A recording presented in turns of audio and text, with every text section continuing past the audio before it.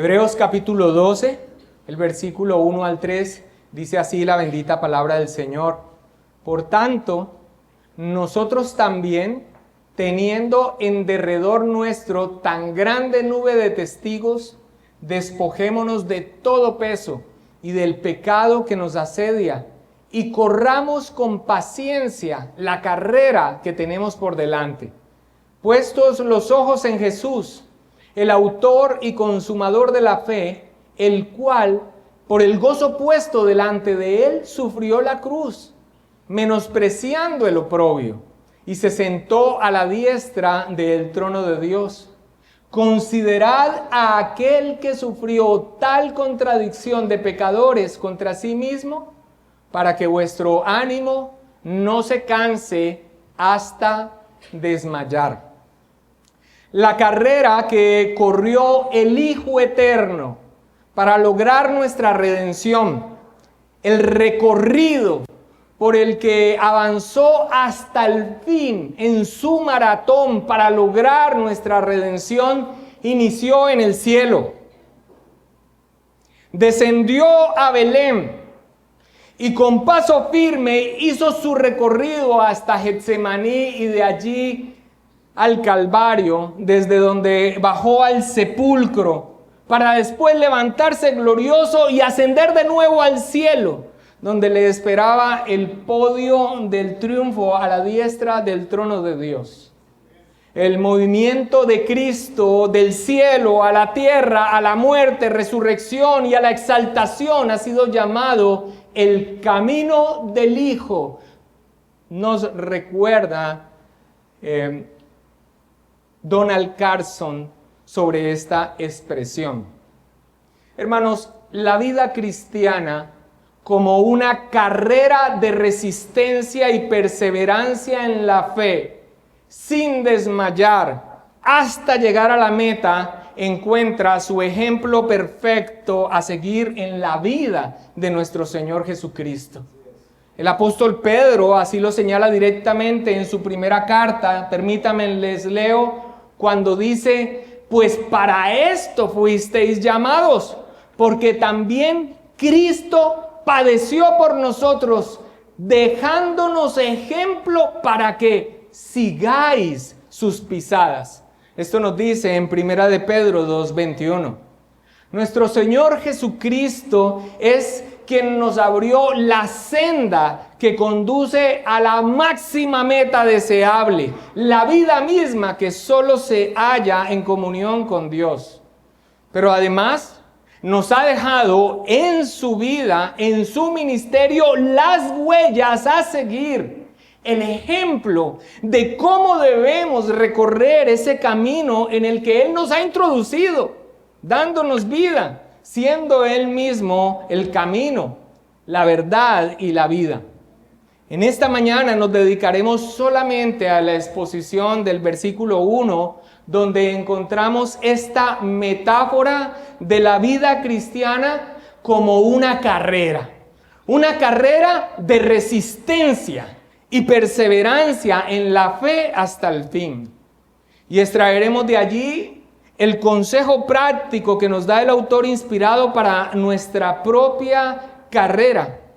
Nos detendremos allí como un preámbulo del ejemplo máximo, el camino del Hijo en quien debemos fijar nuestra mirada como la meta y el ejemplo. Si Dios nos concede volvernos a encontrar para retomar la exposición de esta carta, allí abordaremos el tan precioso puestos los ojos en Jesús, el autor y consumador de la fe. Pero ahora solamente nos vamos a quedar en el versículo 1, esa metáfora de la vida cristiana como una carrera de persistencia, de perseverancia en la fe hasta el fin. Y vamos a abordar ese versículo 1 a través de tres puntos en los que podemos seccionar ese versículo 1 y que nos van a servir como hilo conductor en su exposición en este sermón. El primer punto le he puesto por título: una multitud que nos anima y nos desafía. Punto número 1, una multitud que nos anima y nos desafía.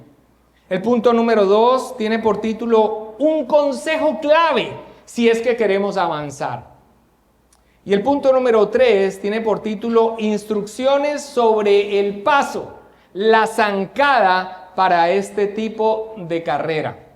Iniciemos entonces con la exposición de este versículo 1 con el primer punto, una multitud que nos anima y nos desafía. Versículo 1 de Hebreos 12, dice así la palabra del Señor. Por tanto, nosotros también, teniendo en derredor nuestra tan grande nube de testigos.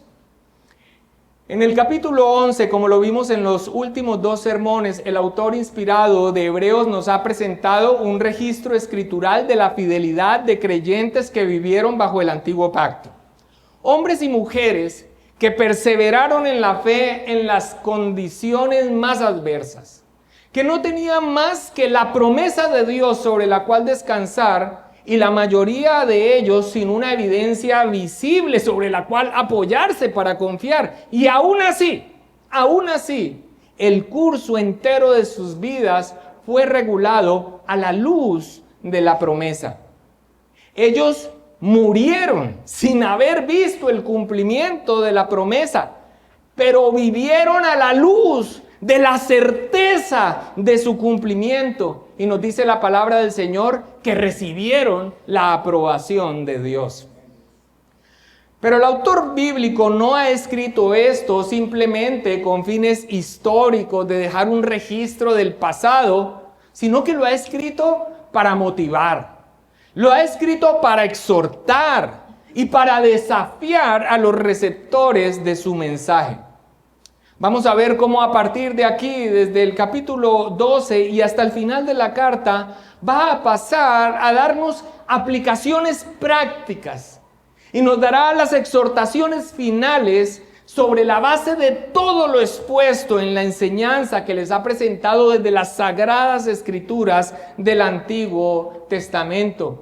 Como Jesucristo es superior a todas las sombras del Antiguo Testamento. Llámese oficios, mobiliarios, personajes, todos los tipos y sombras. Cristo es superior, pero en el sentido de que Él es su cumplimiento. Pero ahora, en esta parte final de la carta, pasa a las exhortaciones y al consejo práctico. Por eso es que después de este registro sobre la perseverancia de la fe de creyentes del Antiguo Testamento, se dirige a ellos, a los receptores originales de la carta, pero también se incluye a sí mismo. Y por supuesto que aquí también nos incluimos a nosotros mismos cuando dice, al iniciar el versículo 1, por tanto. Ya sabes de dónde viene ese por tanto, que es lo que ha mencionado anteriormente, lo acabo de señalar. Por tanto, ¿qué dice? Nosotros también. Los vincula a ellos, los receptores originales de la carta. Se vincula y nos vincula a nosotros con esos creyentes genuinos del Antiguo Testamento, porque son hermanos en Cristo, porque son parte de la iglesia de Dios, cuyas vidas aún sin los mayores beneficios que tenemos nosotros bajo el nuevo pacto realmente nos desafían. Es a estos a los que se refiere primariamente cuando a continuación de incluirse e incluirnos nos dice, por tanto nosotros también, ¿qué continúa diciendo? Teniendo en derredor nuestro tan grande nube de testigos. Aquí el autor ya empieza a hacer uso de la metáfora de la vida del creyente, la vida en la fe, como una carrera atlética. Y nos presenta entonces a nosotros, a él, a los receptores originales de la carta, como ante una gradería de un estadio, de un coliseo abarrotado, dice, una gran nube. Teniendo en derredor nuestro tan grande nube de testigos.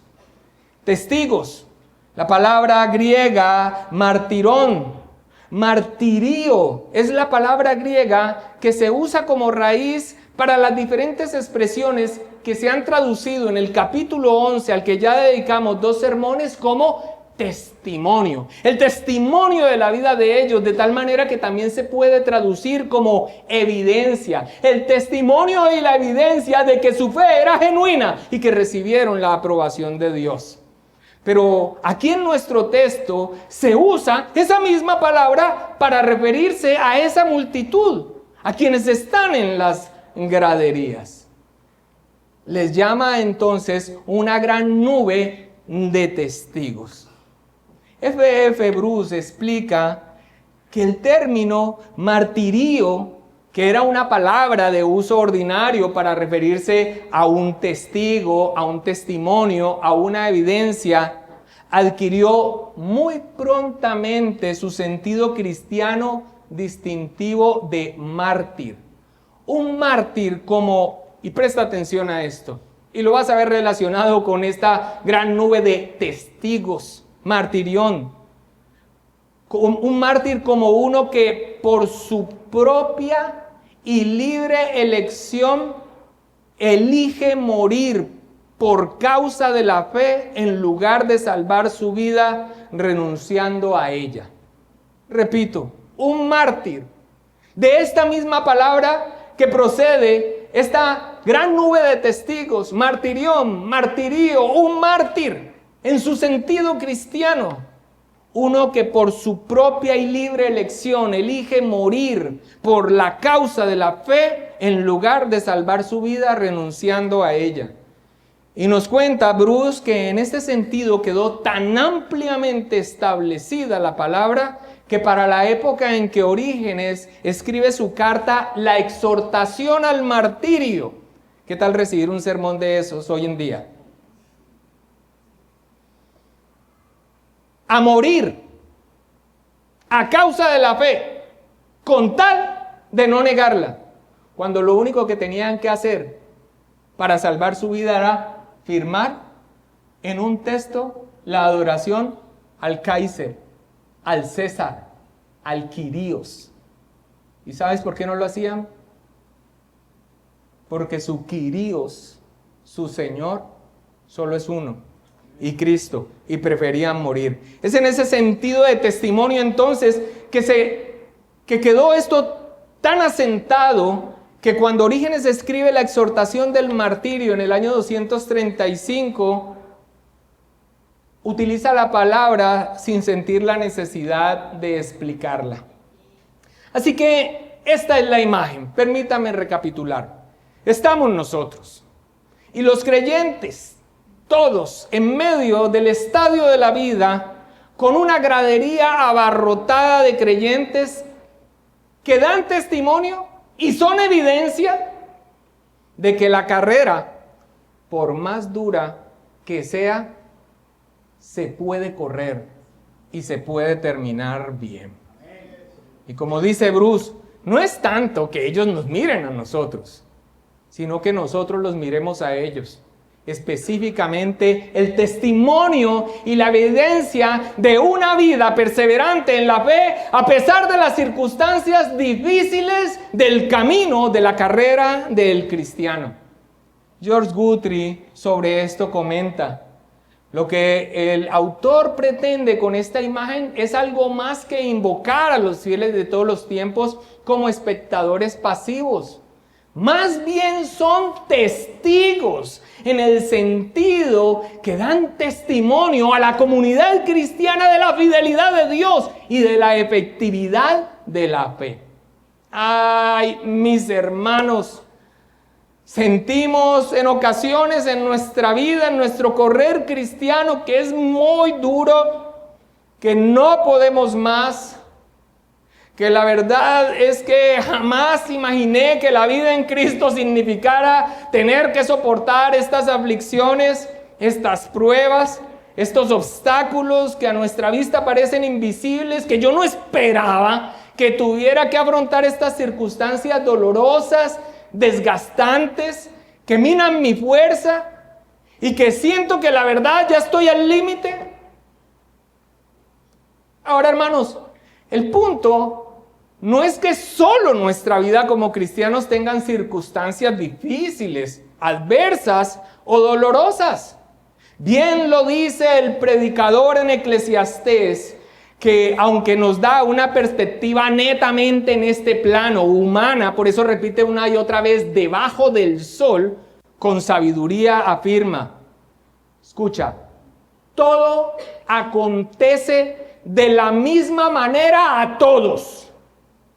Un mismo suceso ocurre al justo y al impío, al bueno, al limpio y al no limpio, al que sacrifica y al que no sacrifica, como al bueno así el que peca, al que jura como al que teme el juramento. Este mal hay entre todo lo que se hace debajo del sol, que un mismo suceso acontece a todos. No. El punto no es que solo la vida del cristiano experimente la adversidad, el dolor, los problemas, las tragedias, las injusticias, la enfermedad, la difamación, la escasez, la soledad, las derrotas, la oposición. No, ese no es el punto, sino que nosotros debemos vivirla a la luz de nuestra fe, de lo que creemos, de la palabra de Dios y de su voluntad en cuanto a cómo debemos afrontar estas situaciones y responder a ellas para darle honra a Él haciendo su voluntad. Es allí donde está la diferencia. Y por supuesto que queda allí desechada la fábula del Evangelio de la prosperidad que nos dice que el cristiano no tiene que vivir estas situaciones en su vida. Eso no soporta ni la escritura principalmente, ni la experiencia, ni el sentido común. Ese es el llamado. Ese es el llamado a perseverar en la fe sin desmayar, a mantener nuestra confianza en Cristo y a vivir a la luz de su salvación. A que nuestras vidas den testimonio de que esa fe es genuina y que nosotros no vamos a retroceder para recorrer la senda de la perdición, negando con nuestro caminar, nuestro correr, lo que decimos creer.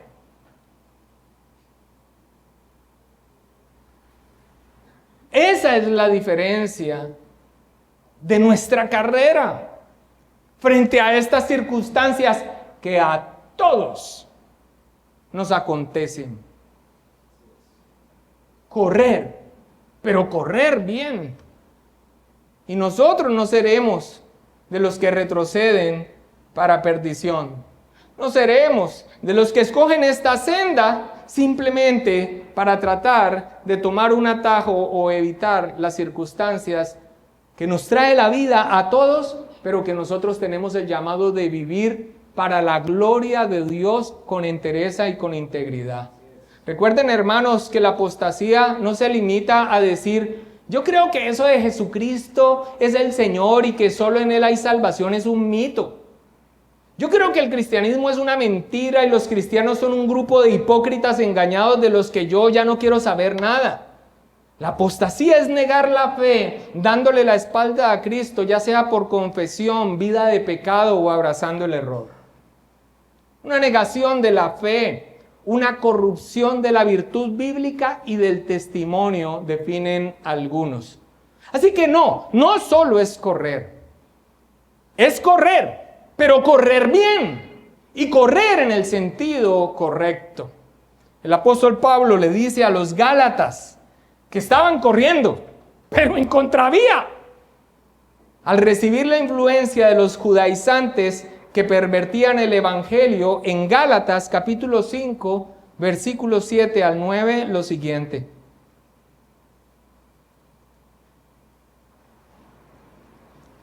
Les dice, vosotros corríais bien.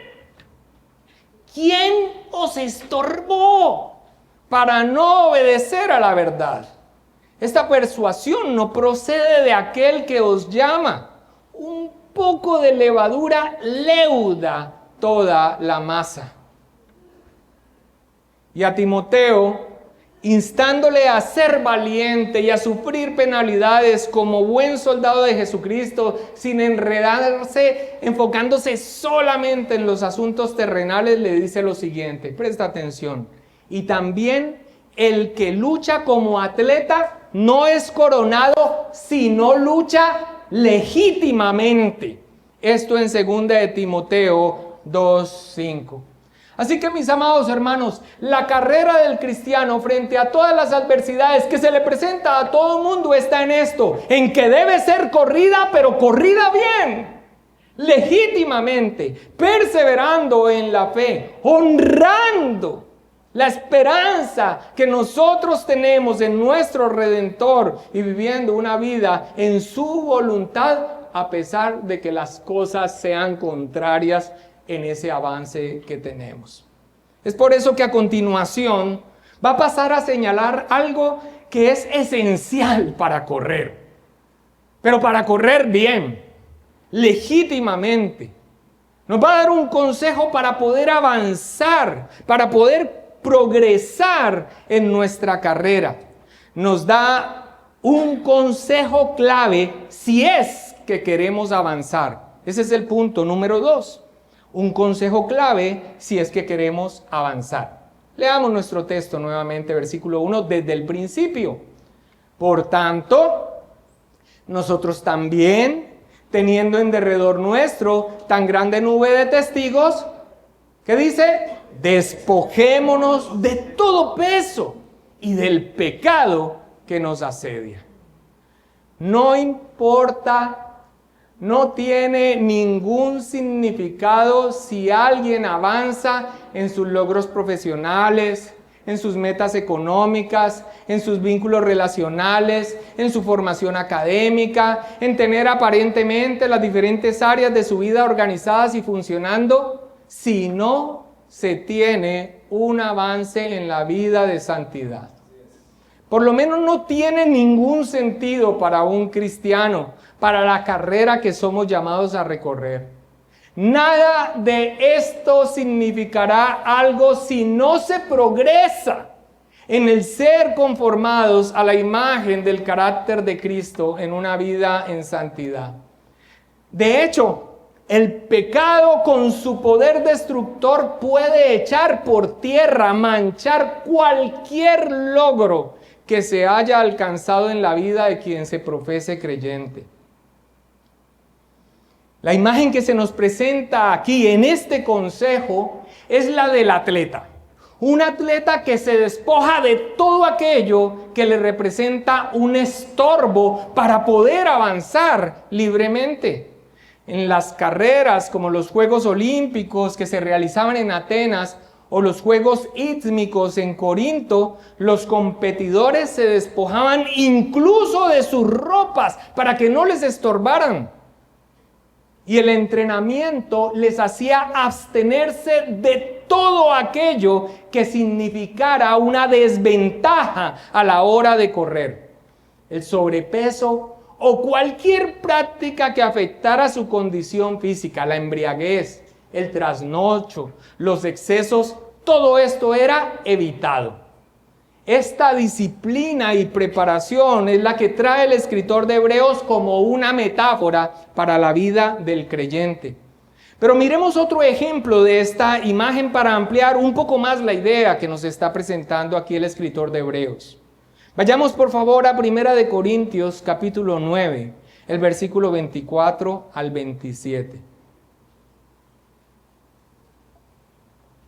Aquí el apóstol Pablo, escribiendo a los corintios que estaban plenamente familiarizados con las competencias atléticas, les habla de su propia disciplina como un siervo de Dios para poder hacer bien su tarea. Es 1 Corintios 9, 24 al 27. Aquí Pablo les está hablando de su propia disciplina como un siervo de Dios para poder hacer bien su tarea. Y les dice, con la misma metáfora o en el mismo tema, dice: ¿no sabéis que los que corren en el estadio, todos a la verdad corren, pero uno solo se lleva el premio? Dice, corred ¿cómo? De tal manera que lo obtengáis. Todo aquel que lucha, De todo se abstiene. Ellos a la verdad para recibir una corona corruptible, pero nosotros una incorruptible. Así que yo de esta manera corro, no como a la aventura, de esta manera peleo, no como quien golpea el aire, sino que golpeo mi cuerpo y lo pongo en servidumbre, no sea que habiendo sido heraldo para otros, yo mismo venga a ser eliminado. La Nueva Traducción Viviente traduce este último versículo de una manera que no deja lugar al equívoco. Dice, disciplino mi cuerpo como lo hace un atleta. Lo entreno para que haga lo que debe hacer. De lo contrario, temo que después de predicarles a otros, yo mismo quede descalificado. Y por supuesto que aquí continúa con la metáfora en cuanto a una disciplina física. Pero claro que está hablando de la manera de correr legítimamente esa carrera en donde se requiere definitivamente una disciplina, un ejercitarse para correr bien. Y esto, por supuesto, relacionado con una vida de testimonio. Hay cosas en nuestra vida que tal vez no sean malas en sí mismas, pero se convierten en un peso extra que en esta carrera, que es de resistencia, una maratón, van a hacer mella en nuestro desempeño. No nos van a permitir avanzar como debiéramos.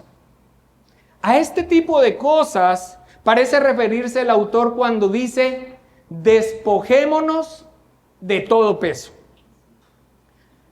Fíjese que no lo califica. No dice que sea algo malo en sí mismo, pero sí que es un peso. Y esto en el contexto de una carrera. Quisiera traer la reflexión de David Burr, que David Burr hace de este despojarse de aquellas cosas que tal vez en sí mismas no sean malas, pero que sí pueden ser un peso que afecta nuestro avance en nuestra carrera. David Burr expresa así: qué importante es adquirir madurez y prudencia en esto, porque hay dos extremos. Podemos ir por la vida con un desprecio abierto hacia todo aquello que no sea específicamente espiritual. Así deshonramos a Dios, porque despreciamos lo que Él mismo ha creado e instituido. Pero por otro lado, podemos llenar de tal manera nuestras vidas de posesiones materiales, compromisos laborales y sociales, gustos y pasatiempos, actividades y relaciones que no tengamos tiempo para participar en la carrera. Y continúa diciendo, como creyentes necesitamos desembarazarnos de enredos. Esto no quiere decir que tengamos que vivir en la miseria física, ni que necesariamente debamos rehuir mayores compromisos sociales. Pero sí quiere decir que necesitamos prudencia para saber, de acuerdo al llamado que Dios nos ha hecho, distinguir entre compromisos legítimos y enredos innecesarios.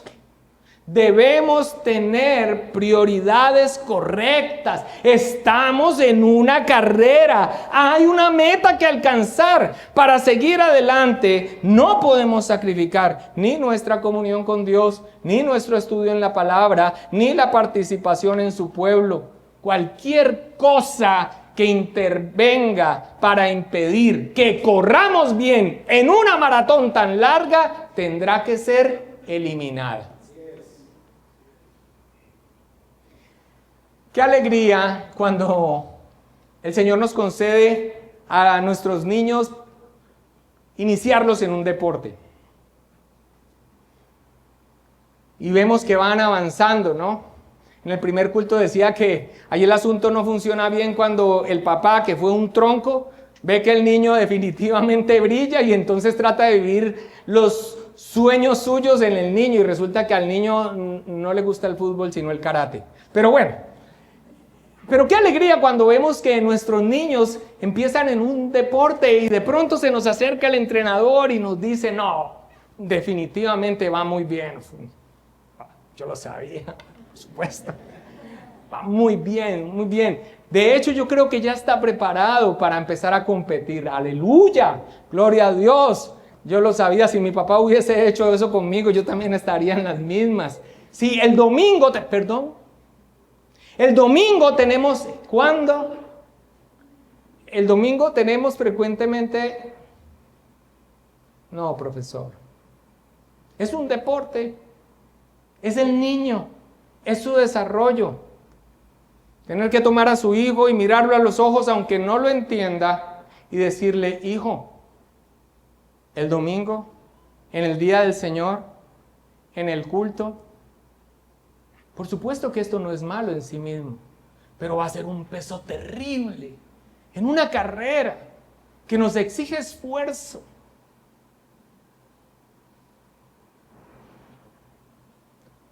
O cuando aquel hombre exitoso en sus negocios le llaman por teléfono, precisamente cuando todas las situaciones están en crisis, de la multinacional a decirle, mira, si quieres nos puedes llamar unos cazatalentos, te llamamos de Emirates. Sabemos cuánto ganas y te ofrecemos más del doble de lo que tienes. Así que, buenas noticias. Pero, y le señalan entonces los deberes que tiene que hacer. ¿Es bueno en una crisis? ¿En esta situación? ¿Una multinacional? Y el hombre responde, no, gracias. ¿Estás loco? No, gracias. Porque aún un asunto que es lícito puede ser un peso. Y quien no sea consciente que esta es una carrera que debemos correr y que nos exige ser sabios para correrla bien, despojándonos aún de aquellas cosas que son lícitas pero que no son un peso, ahí es donde frecuentemente fallamos. Como para que no quede el chisme por ahí en el aire, el asunto implicaba mucho dinero, pero implicaba también, para quien gana esas sumas, ser un esclavo de esa compañía. Allí no hay opción para decir el domingo es el día del Señor. No, Dios entenderá, no, hermanos, su santa ley, su santa ley. Vivimos en tiempos donde inclusive la ley moral de Dios, está siendo negada su vigencia.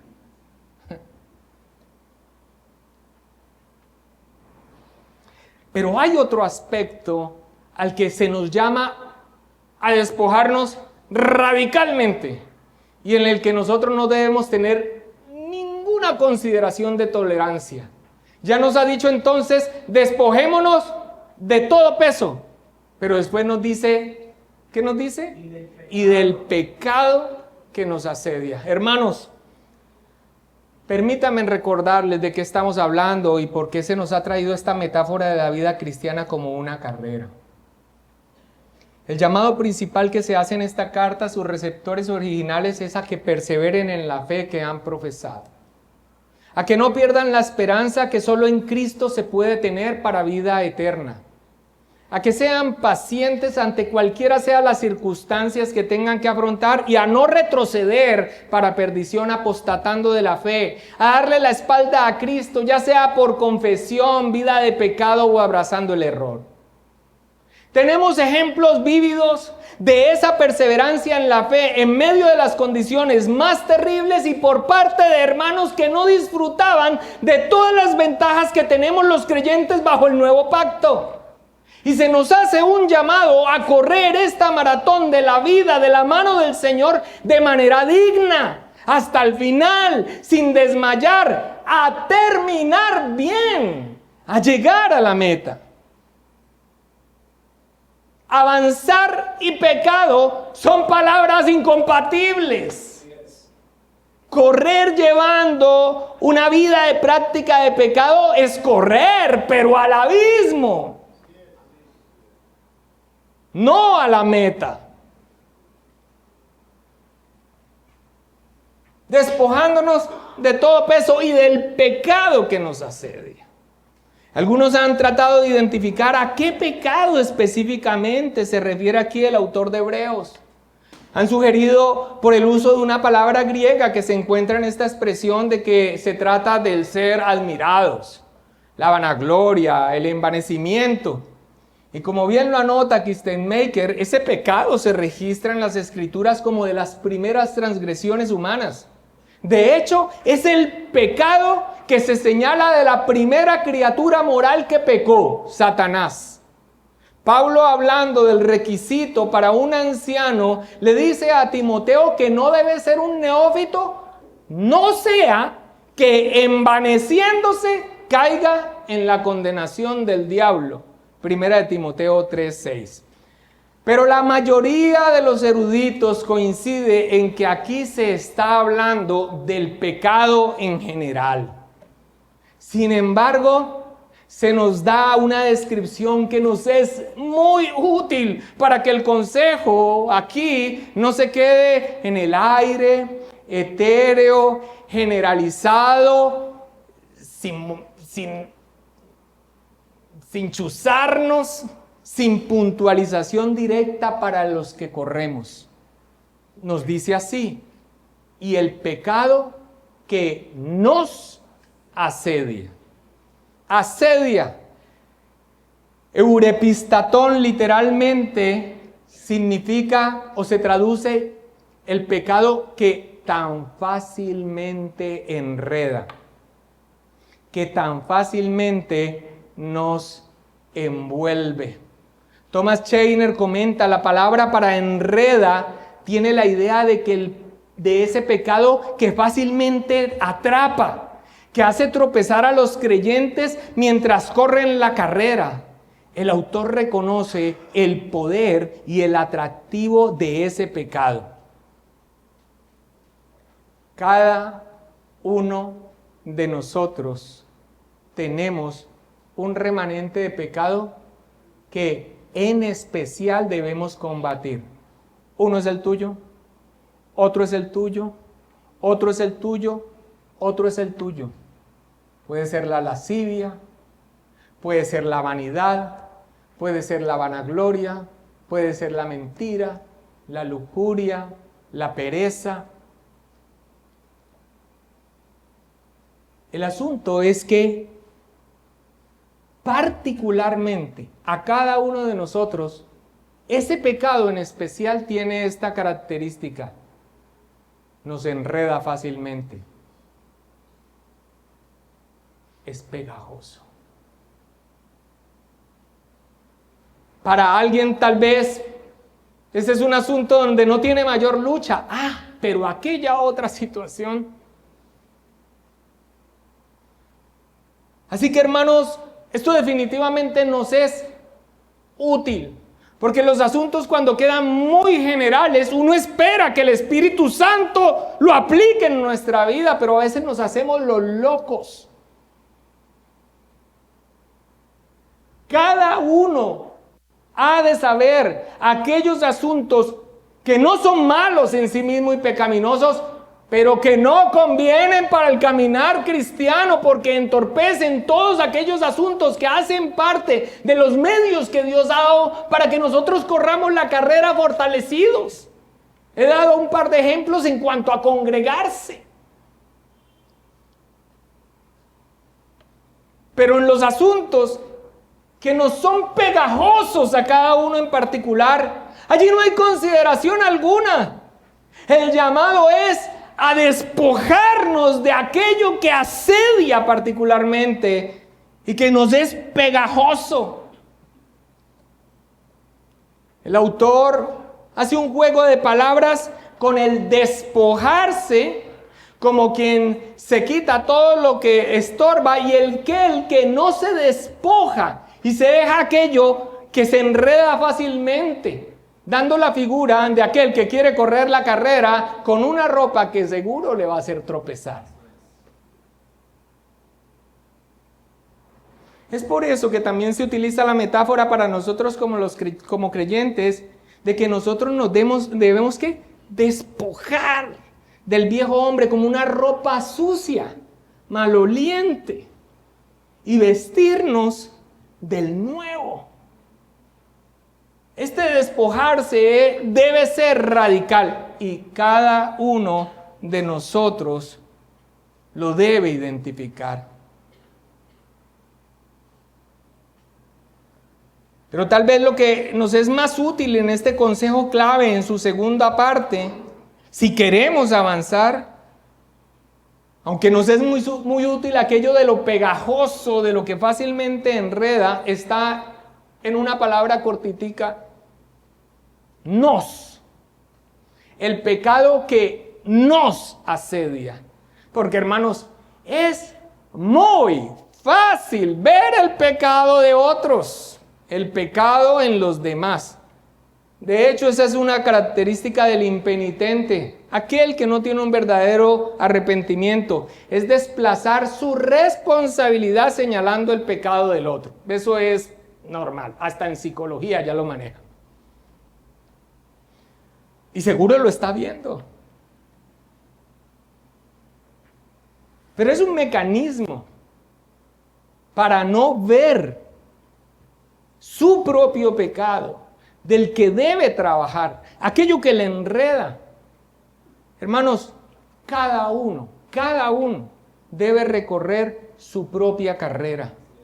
Sin dudas, el pecado va a afectar a los demás, pero aquí el llamado es personal.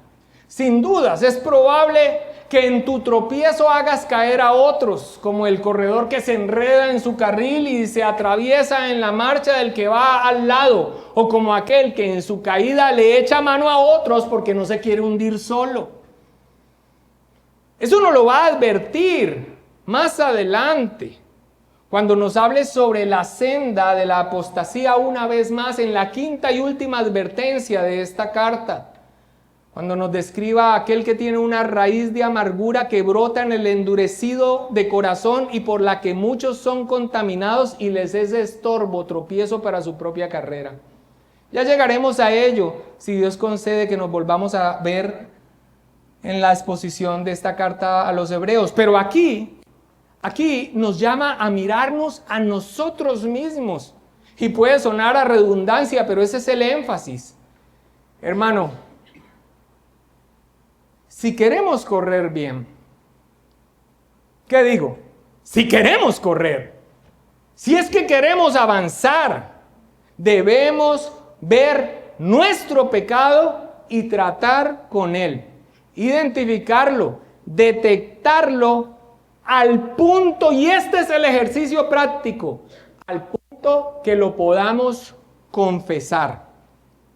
Acompáñame a Proverbios capítulo 28, versículo 13 al 14. ¿Y para qué confesar a Dios si Él lo sabe todo?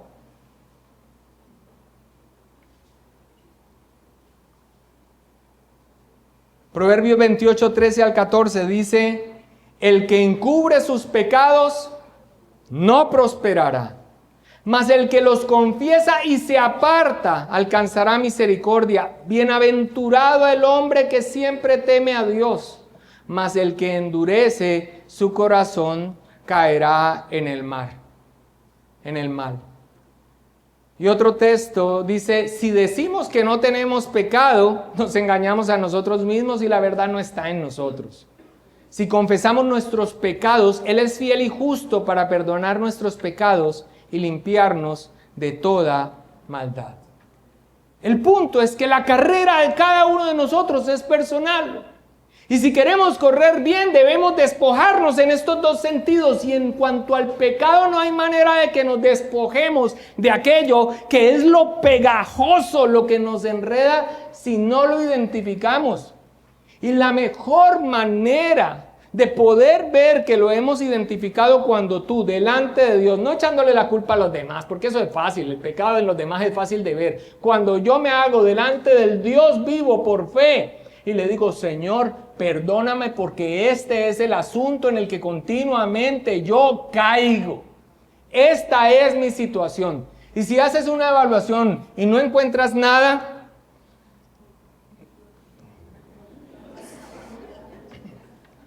sigamos con el tema. Hermanos, todos nosotros somos unos pecadores. Todos nosotros somos pecadores. No se trata del asunto de una bandada de perfectos que ya van volando. ¿A qué vamos a correr? No. El asunto es un asunto de responsabilidad propia. Somos un cuerpo, pero sin lugar a dudas, esta carrera es una responsabilidad personal. ¿Quieres correr? ¿Quieres avanzar? ¿Quieres avanzar bien? ¿Tú te das cuenta que esta es una maratón? ¿Que no es un asunto de carrera cortica? Bueno, tienes que despojarte.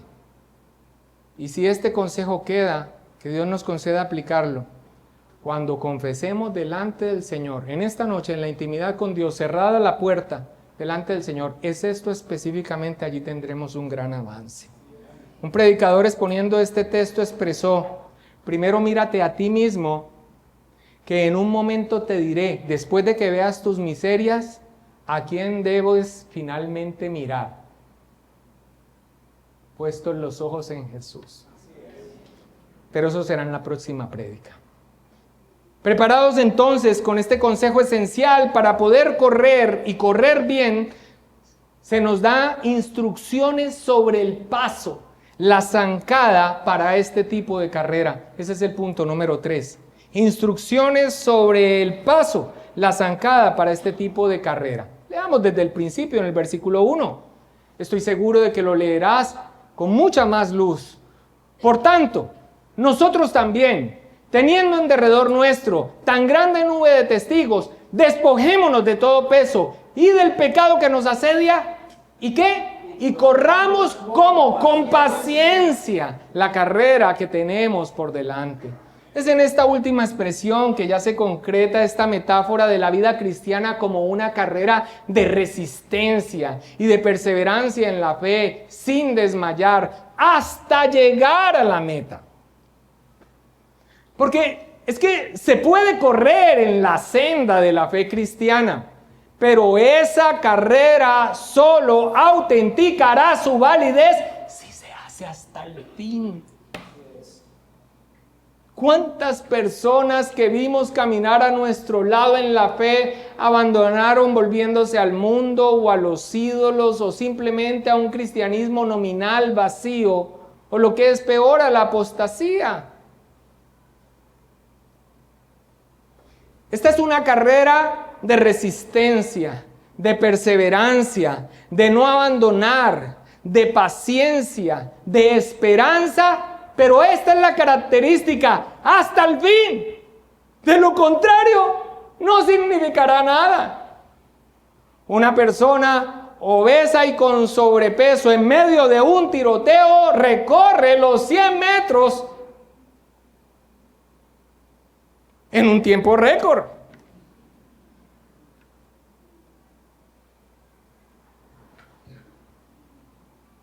Pero en una carrera larga y de resistencia, prontamente va a desistir.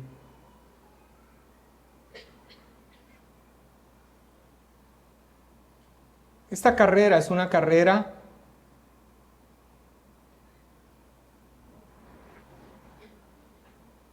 que solamente si se hace hasta el fin y corriendo bien. Sí, pastor, pero es que yo me tropecé. Levántate.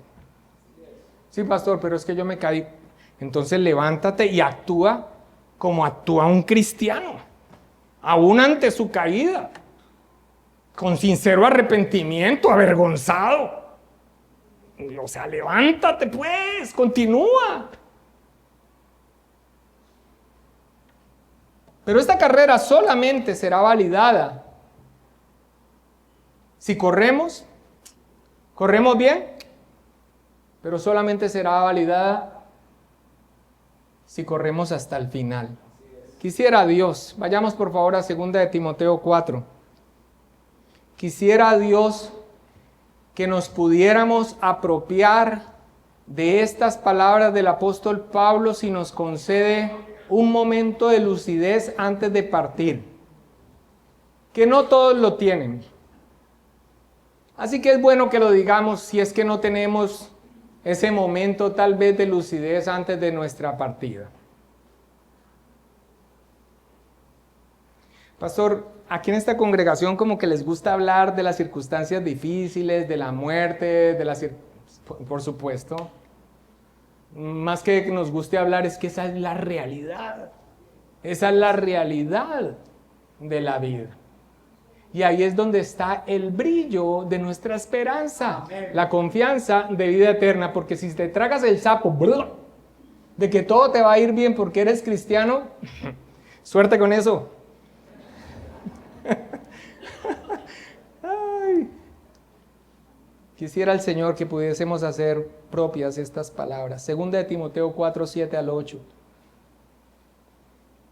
El apóstol Pablo, en lo que tal vez son las últimas palabras que dirige a su hijo amado en la fe, Timoteo, antes de su martirio, ya sabemos qué significa esto, escribe: he peleado la buena batalla, he acabado la fe, he acabado la carrera, he guardado la fe. Por lo demás, me está guardada la corona de justicia, la cual me dará el Señor, juez justo, en aquel día, y no solo a mí, sino también a todos los que aman su venida. Es este el llamado que se hace en esta carta: perseverar en la fe hasta el fin.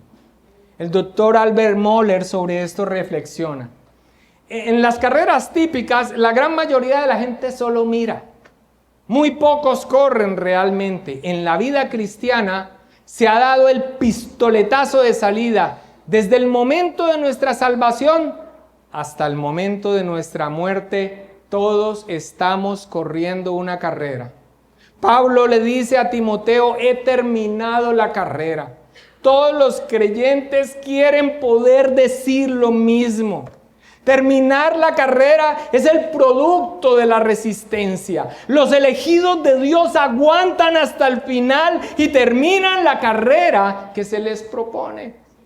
Termina diciendo Mohler. Por eso aquí el autor nos da, por decirlo así, haciendo uso de la metáfora que usa, un consejo sobre el tipo de zancada, de paso que debemos tomar en esta carrera.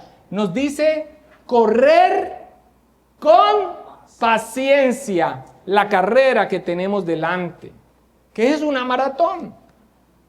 Como ya lo mencioné, la vida cristiana no es una carrera de velocidad, sino de resistencia, de perseverancia. De hecho, otras versiones traducen: corramos con perseverancia. La experiencia nos ha enseñado que esa emoción con la que algunos llegan al cristianismo, aunque nos produce gran alegría, solo el tiempo dará evidencia de lo genuino de su fe, y nos alegramos cuando el tiempo así lo muestra. Muchos de los cristianos hebreos a quienes está dirigida la carta comenzaron bien. Habían visto las señales y maravillas y estaban emocionados con su nueva vida, pero cuando fue pasando la novedad y comenzaron a aparecer las dificultades, empezaron a perder su entusiasmo y confianza. Algunos se debilitaron y flaquearon, y otros simplemente abandonaron la carrera. Cada día debemos recorrer la carrera. La formación de las disciplinas espirituales en el diario vivir son fundamentales para mantener este paso en una maratón que es larga. La oración, la lectura de la palabra, la meditación en ella, el no dejar de congregarnos. La evaluación continua de lo que decimos ser. Si no la estás haciendo, yo te insto a que lo hagas. Yo soy un hijo de Dios. Así viste un hijo de Dios. Así maneja un hijo de Dios. Así habla un hijo de Dios. Esto es lo que ve un hijo de Dios. Esto es lo que piensa un hijo de Dios. A esto es a lo que se dedica su mayor esfuerzo un hijo de Dios. Así reacciona un hijo de Dios. Es así. Es así como se comporta una esposa cristiana. Es así como se conduce a un hombre cristiano. Este es el comportamiento digno de una jovencita, de un jovencito que se profesan cristianos. Estas son las disciplinas. Esto es lo que nos permite estar bien preparados para una carrera que es larga. Cada día. Alguien escribió, la norma bíblica para la vida en santidad es estar en la carrera, no como un paseo matutino. La palabra que se utiliza aquí para carrera es agón, de la que nosotros tenemos la palabra agonía. Y no es que la vida cristiana sea una agonía, pero sí requiere nuestro esfuerzo paciente y perseverante. La vida misma, si no lo aprendemos por la palabra del Señor en nuestra experiencia, nos enseñará que el camino del cristiano no es fácil.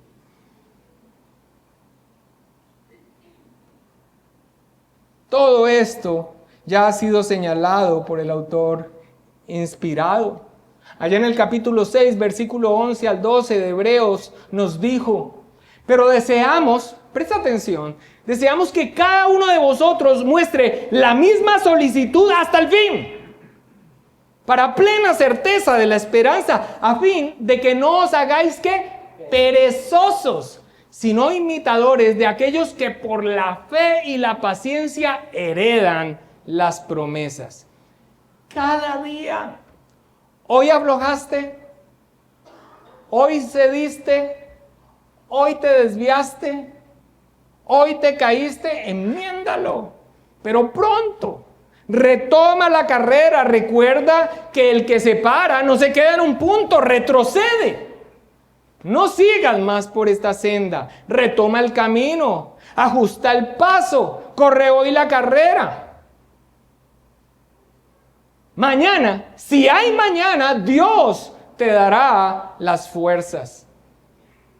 Y es precisamente con este último pensamiento que quisiera terminar este sermón que probablemente haya sonado a esfuerzo humano. Y aquí, en la Iglesia Bautista Reformada Decisión Jesús, no nos gusta. Pero mis amados hermanos, aunque tenemos en alto valor el control providencial de todas las cosas y que Él es soberano y que de Él viene todo en cuanto a la salvación de un creyente y a Dios sea la gloria, nosotros no vamos a olvidar cómo de manera regular y ordinaria Dios obra a través de causas secundarias. Nuestra responsabilidad. Dios nos va a sostener. Di amén. Amén. Vamos a perseverar hasta el fin. Amén. Bueno, ahí están todos los elementos por los que regularmente Dios obra en una vida del que quiere correr bien.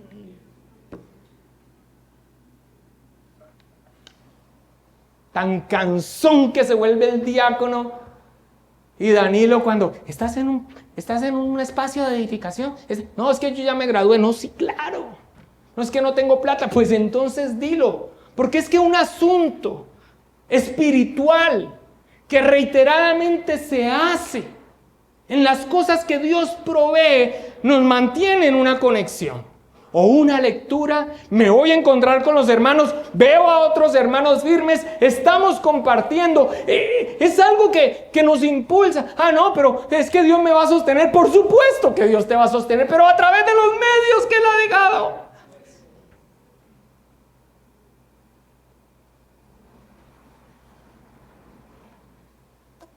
Así que aunque el sermón haya sonado un poco a esfuerzo humano, mis amados hermanos, nunca hemos perdido de vista la promesa de que Dios a los suyos nos sostendrá firmes en la fe.